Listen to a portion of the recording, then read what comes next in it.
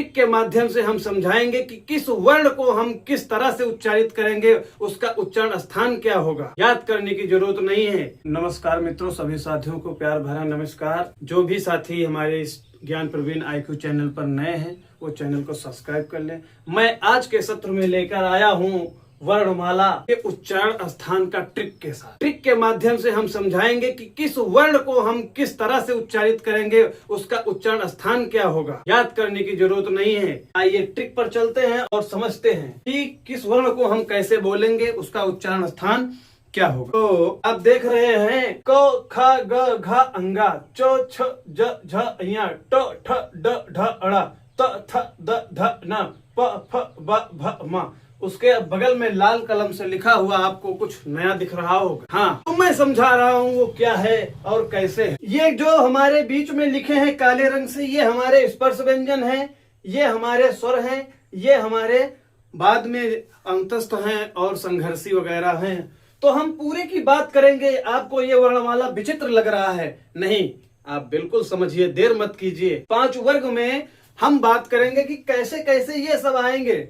तो इसका पहला देख लीजिए भैया, सूत्र है, इसकी ट्रिक समझ लीजिए। अकुकः विसर्जनीय, अकुकः विसर्जनीय कंठ। अकुकः विसर्जनीय का उच्चारण स्थान कंठ होता है। अकुकः का मतलब आ से दोनों आ और बड़ा आ, छोटा आ बड़ा दोनों मिला करके, और आखिरी का हमारा जो हा है, हा को और का वर्ग को मिला करके जब हम बात कर बोलेंगे तो उनका उच्चारण स्थान कंठ होता है। उसके बाद आता है, फिर से बढ़िए आगे, इचु यसा नाम तालु। इचु यसा नाम तालु चा वर्ग के लिए ई और चा वर्ग का मतलब इचु च छ ज झ या। इचु यसा नाम तालु, इचु इचु सा, या और सा को अगर हम बोलेंगे, उच्चारित करेंगे तो उसका उच्चारण स्थान क्या होगा? तालु हो। उसके बाद में आता है टावर्ग। टावर्ग का होता है ऋतु रसाणाम मूर्धः। री हमारा स्वर में से एक अक्षर है री, और टावर्ग उसके बाद में स का उच्चारण स्थान मूर्धः। इसको हम बोलते हैं ऋतु रसाणाम मूर्धः। इसको क्या बोलेंगे तावर्ग में? ये हमारा संस्कृत का वर्ण है। तो री आता है, उसके बाद में तावर्ग और सा का उच्चारण स्थान दंत। इसको हम बोलते हैं ऋतु लसानाम दंतः। ऋतु लसानाम दंतः। तो तावर्ग का उच्चारण स्थान और सा का मिला करके क्या बन जाता है? दंत का उच्चारण बनता है। उसके बाद में तावर्ग के उच्चारण स्थान में हम देखते हैं उ और उ लगा हुआ है। इसका सूत्र क्या होगा? उपधिमानीयम् ओष्ठः। क्या? उपधिमानीय नाम ओष्ठः। उ री तक हो गया था, उ उसके बाद पावर्ग, उसके बाद में पावर्ग के अक्षर के बाद जिनका उच्चारण स्थान हम क्या कैसे बोलेंगे? ओष्ठ से। इनका उच्चारण स्थान हम ओष्ठ से करते हैं। उसके बाद अय्या म ड़ अण और न, इनका उच्चारण स्थान क्या होता है? नासिका। इनको हम नाक के माध्यम से ध्वनि निकालते हैं, इसलिए इसको नासिका बोलते हैं। ये क्या है? आ म ण न म नासिका। अगर हम याद कर लिया तो नासिका के वर्ण हमको पता चल जाएंगे। फिर आता है ए ऐ। देखिए हम स्वर में री तक चले गए थे। अब देखिए ए ऐ। ए ऐ का उच्चारण स्थान क्या होता है? कंठ ताल। ए ऐ का उच्चारण स्थान कंठ ताल। फिर वा का उच्चारण स्थान दंत ओष्ठ। वा का उच्चारण स्थान दंत ओष्ठ। और उसके बाद में औ का उच्चारण स्थान कंठोष्ठ होता है।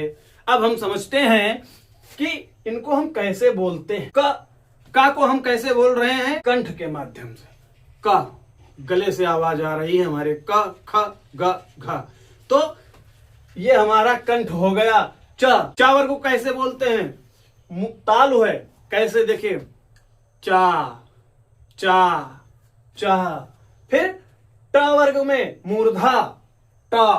देखिए यहां पर आपके घर्षण हो रहा है। टा ठ डा ढा अड़ा। उसके बाद में ता वर्ग को देखिए, दंत त थ द ध। दंत के माध्यम से बोल रहे हैं। पा वर्ग को ओष्ठ के माध्यम से कैसे?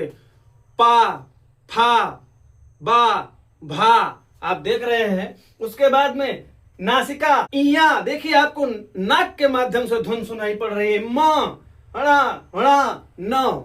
उसके बाद में देखिए ए कंठ तालु कैसे है, ए कंठ तालु कैसे है, देखिए कंठ है और तालु भी है। ए मतलब मुंह को हिला रहे और उसके बाद में हम कंठ की आवाज भी दे रहे हैं। उसके बाद हम बात करते हैं वा की। वा क्या है, वा में हम ओंठ को भी खोल रहे हैं और दांत का सहारा भी ले रहे हैं, इसलिए दंतोष्ठ होगा। फिर आता है ओ क्या है, कंठोष्ठ। कंठ में हमारा आ आता है, आ का उच्चारण कंठ होता है और ओ का उच्चारण स्थान ओष्ठ होता है। तो क्या हो जाएगा, ओ ओष्ठ, ओष्ठ सहारा ले रहे हैं, होंठ का सहारा लेने के कारण ये कंठोष्ठ हो गया। तो एक बार पुनः हम देख रहे हैं, इसका का वर्ग का होगा, बहुत ही सरल है। का वर्ग का होगा अकुकह विसर्जनीय। एक आप याद रख लीजिए, सारे आपके उच्चारण स्थान आपके दिमाग हो जाएंगे। का वर्ग में अकुकह विसर्जनीय, आ और आ, उसके बाद में का वर्ग और अंत में हा हमारे साथ में अगर आ गया तो वो हो जाएगा क्या, कंठ। क्या हो जाएगा, कंठ। दूसरा है इचव्यसानाम तालुहु। ई और चा वर्ग या और स आ जाए तो उच्चारण स्थान उसका तालु हो जाएगा। फिर रिट रसाणाम मूर्धा, री और टा वर्ग और सा अगर आ गया ये वाला तो मूर्धा हो जाएगा, इसको मूर्धा सा बोलते हैं। लिट रसाणाम दंतः, ली और था दा धा ना तथा साथ में सा आ जाए तो क्या हो जाएगा, उच्चारण स्थान दंत हो जाएगा। फिर पावर्ग में उपधमानिया ओष्ठो, उ और पावर्ग अगर हमारे बोलने में आते हैं तो वो क्या कहलाएंगे, ओष्ठ कहलाएंगे। फिर अय्या म अड़ा ना नासिका, याद कर लीजिए। उसके बाद ए कंठ तालु, ए कंठ तालु, व दंतोष्ठ, ओ कंठोष्ठ। इतना अगर आप याद कर लेते हैं तो उच्चारण स्थान आपको सदैव सदैव के लिए याद हो जाएगा, उसमें कहीं भटकने की आवश्यकता नहीं है। आप स्क्रीनशॉट ले सकते हैं, बिल्कुल ले लीजिए। ये आप चार्ट तैयार कर लीजिए, ये आपको बिल्कुल काम आने वाला। इसके बाहर कोई भी वर्णमाला का उच्चारण स्थान नहीं जाएगा। प्रिय मित्रों, जो टेट की तैयारी, सुपर टेट की तैयारी या हिंदी भाषा में अपनी पकड़ बनाना चाहते हैं, बिल्कुल उनके लिए ये साबित सही हो सकता है। ये वीडियो आपके लिए ही है। आप इसके एक एक वर्ण का उच्चारण स्थान अपने दिमाग में बैठा सकते हैं एक ट्रिक के माध्यम से। तो देर किस बात की, अगर आपको वीडियो अच्छा लगा हो तो लाइक कर दीजिए, फॉलो कर दीजिए, शेयर कर दीजिए, ताकि अन्य लोगों तक ये पहुंच सके और इसका लाभ ले सके।